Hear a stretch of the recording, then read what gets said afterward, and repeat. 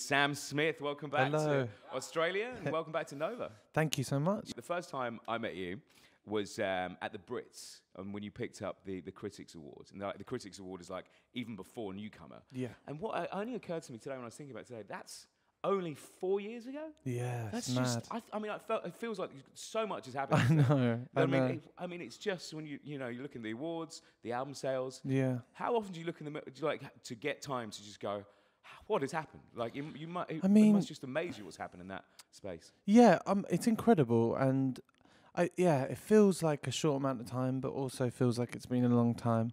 I haven't sat down and had that moment yet. I don't think I'm ever going to. You know, the awards are amazing, and I take them for the moment. You know, when I got them, it was incredible. But music isn't a competition to me, and what's important to me is that I become a better singer, a better songwriter, and that's what I'm putting all my focus on at the moment. Was there a moment, or what was the moment, where you realised that you were an international superstar? I don't think I've with the biggest names, or I've performing at never the biggest realised that, or I don't know. I think the minute you think that in your own head, then you've become a bit of a knobhead, really. Oh, I got breaking news for you. Breaking news for you. You are an international superstar. The Oscar and the Golden Globes got to help a little bit. Yeah, but you never sit with yourself and be like, I am an international superstar. It all started with your song with Disclosure, which was awesome, really cool. And your music has just changed so much. You as an artist and what's been released has changed so much since then. Who are your main artists that you look up to and help shape that?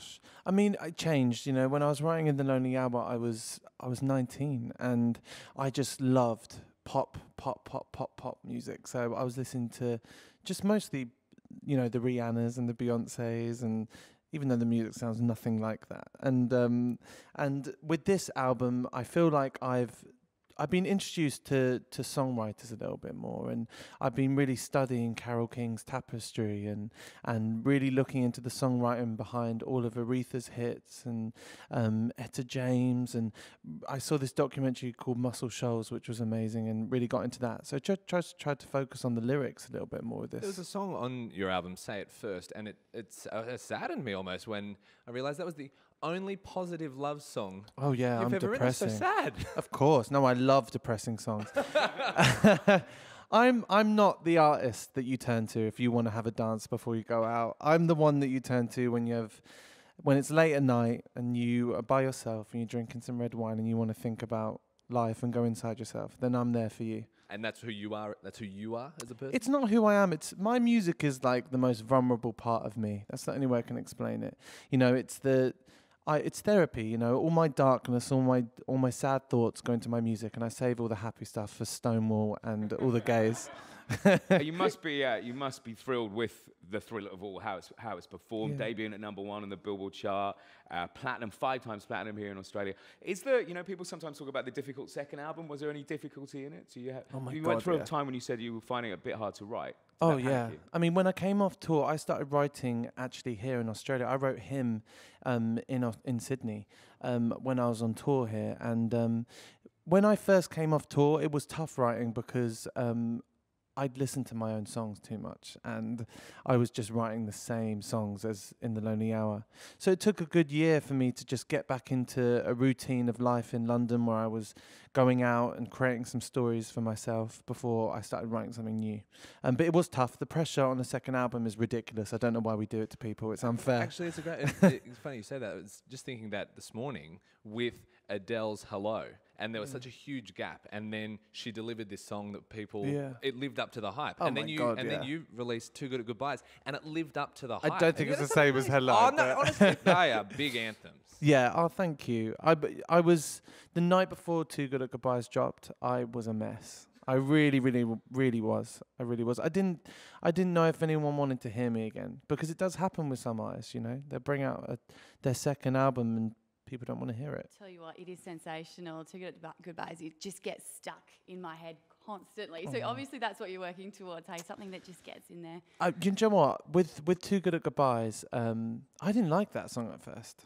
When I wrote it, because it was a very different production, and then we went into the studio with a live band and recreated it, and then I fell in love with it.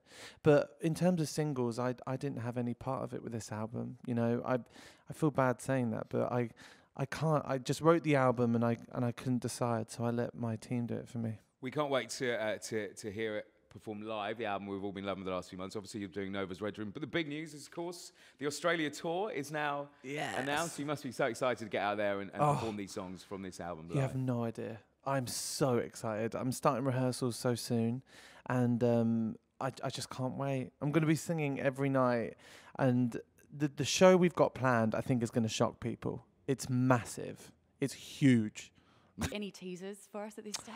All I'm saying is, you know, I really wanted to make this show a bit different to everyone else's. I've got a theatre designer in to create the set. It's very simple lighting, very, I want it to be more of a romantic experience. I want people to walk away thinking, that was so beautiful, I can't stop crying.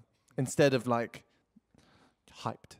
I don't think there was ever going to be a risk with that, but you wouldn't have seen it in your cars, but he did the horns, the hand horns, symbol, not a symbol that the often is bull horns, associated with Sam Smith. No, it really is not. Well, listen, it's an amazing album. Cannot wait to hear it perform. Thank you, man. Thank you, Sam. Thank you for having me.